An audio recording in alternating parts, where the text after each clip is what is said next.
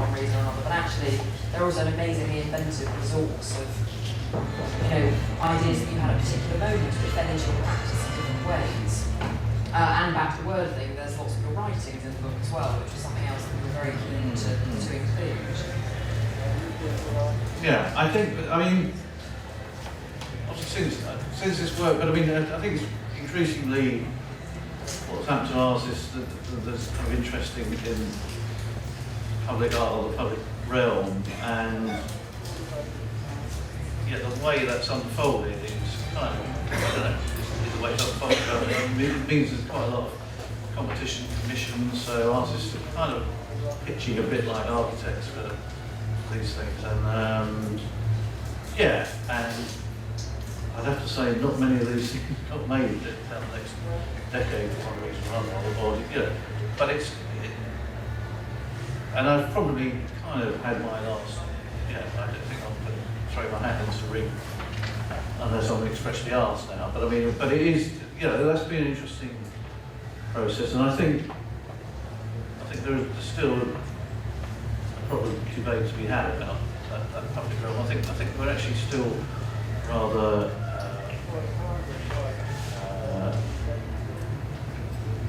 I don't know. I think people could be braver about what public spaces and what the public would like to see and to tolerate something really radical. We're very close by St Pancras, so we know how wrong that is. So public sculpture. So So I think I think at a certain point, the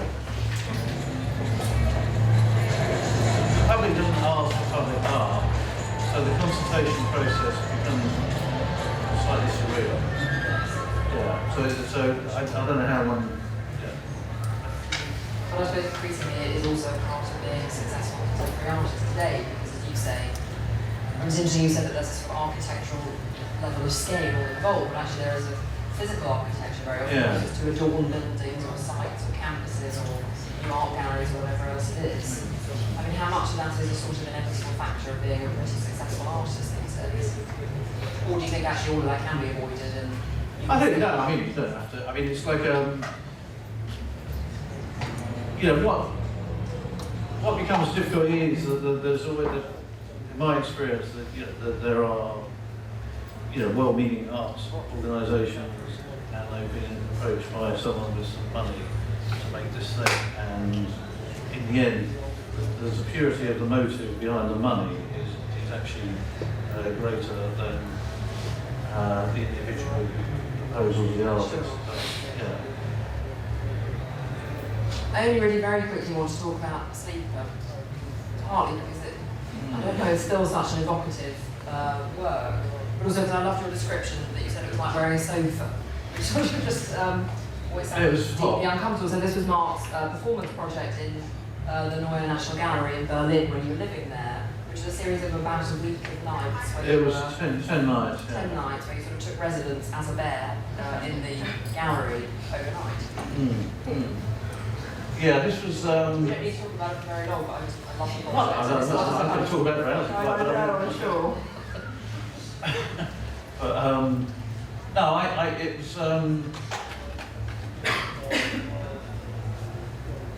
In a sense, it's my favourite work because I was the work, and in a rather childish 3-year-old way, I finally got the attention I deserved. I had to put on a bear suit to go to Berlin.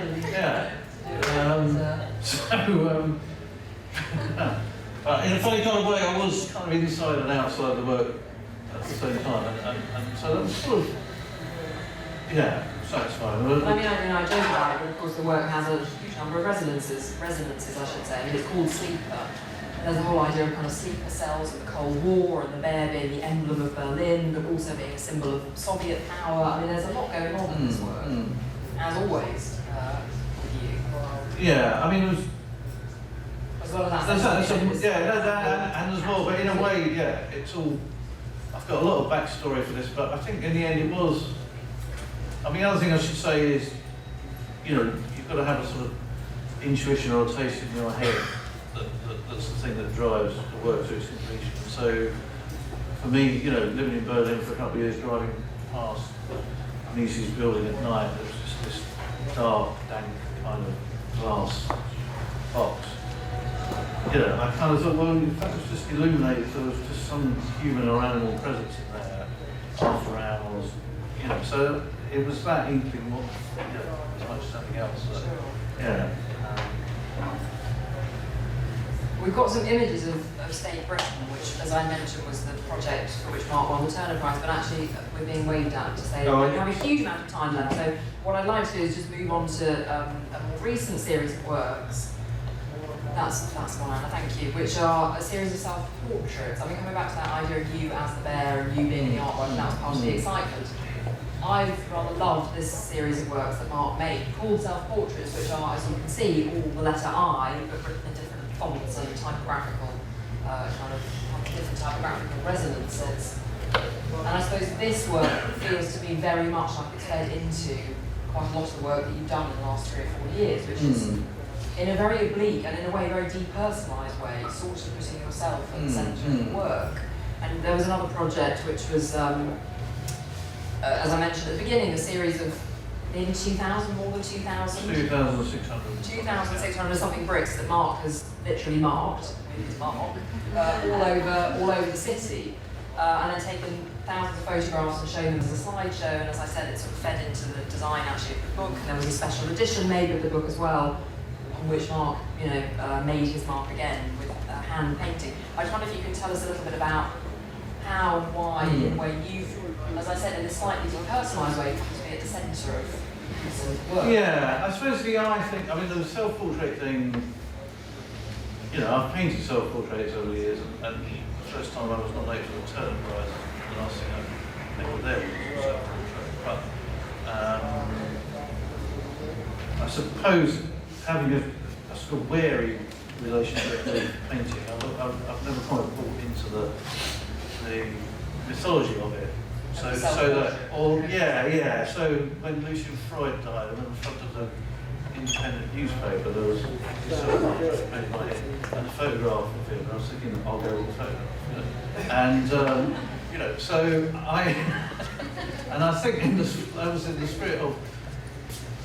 But also just thinking about the first person and how the I that we have as a sense of self, and then the I that we have in a sort of transactional way, and the I we can read first person narrative, but also the fact that we probably write more to each other than in any age since the epistolatory novel, really, with the amount of emails we do, and you know, one selects a font that seems to represent oneself or not, you know. So I think there's a sort of there's a new subjective relationship to that kind of thing. But it amused me that, you know, I in English is this one letter which has a certain, you know, stature and pomposity or simplicity, or, you know, there are different things, you know, am I a serif or a non-serif, you know, like that. So, and then I did one or two kind of freehand ones as well, just to kind of say a bit of expressionism or something, you know. So then I suppose Mark came out of, followed on from that, to begin with. Did you resist it a bit? In a way, it's always well, I mean, 52 years old. I mean, it took me 50 years to kind of make use of my name as a pun, which is a bit silly, really. It took that long, but anyway, it was, wasn't it? And I mean, originally it was, I was in the studio and I was suddenly aware I had this group of objects that looked a bit like a genre piece to do with it, in an artist's studio, and I just started writing my name in black marker on each of the objects, which satisfied something in me. And then I attached a string to each one of them to an eye on the wall at my sublime level. It became a sort of a three-dimensional drawing of a two-dimensional perspective drawing, and it became a sort of a sculpture about what we find satisfying about the scrutiny of a painting or a painting, which is that they've identified something, they've thought about it, they've tried to structure it, and and there's certain scrutiny that they've noted. So that satisfied me. And then I did a piece called According to Mark, which was 100 different chairs in a sort of congregation, if you like, and each of the chairs was marked on the back of the mark, and then the strings all led up to a more transcendent eye in the sky.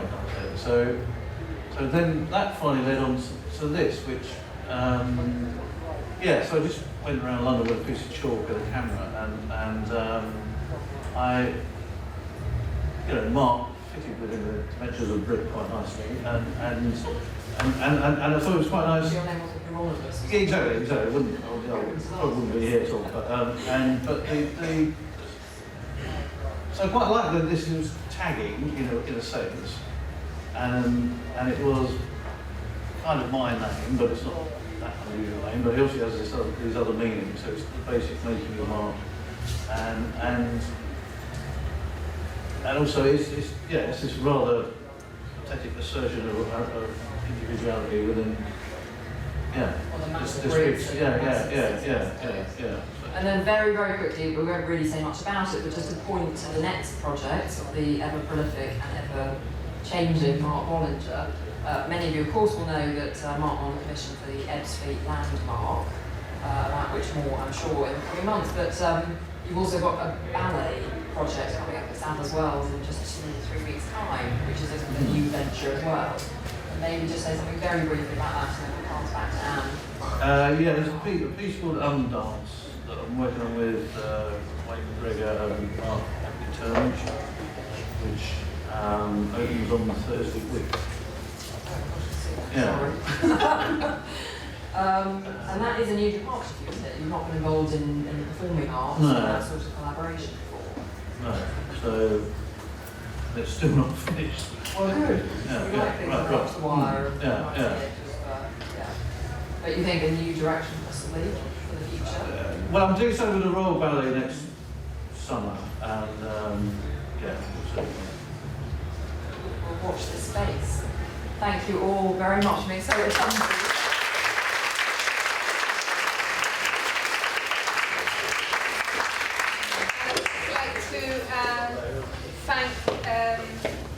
Thank both Mark and Jacky for wonderful conversation. It's tantalising though, because I don't think I've ever been at an event like this with noise like that outside. It's definitely a first, but challenging. You've met the challenge really well. Thank you so much, both of you. Mark is going to be, because we don't have time for Q&A in this sort of scenario, so Mark is going to be signing some his books in the Foyle bookshop across the way, and they're being sold at a very generous 15% discount, I was told to say. I, for one, will be going to get one. And I think I cannot stress, actually, genuinely, absolutely genuinely, this is such a scholarly and receptive reading of an artist's work, and clearly the investment that has gone into it has produced something which is going to be a real classic for us as teachers and for you as students. So I really genuinely mean that. And those of you who know me know I don't say that unless I really mean it. So thank you both very much indeed. And Mark will speak to you, answer those questions you're dying to ask, but only little short answers tonight, because I'm sure he wants to get on and listen to the music. So thanks a lot.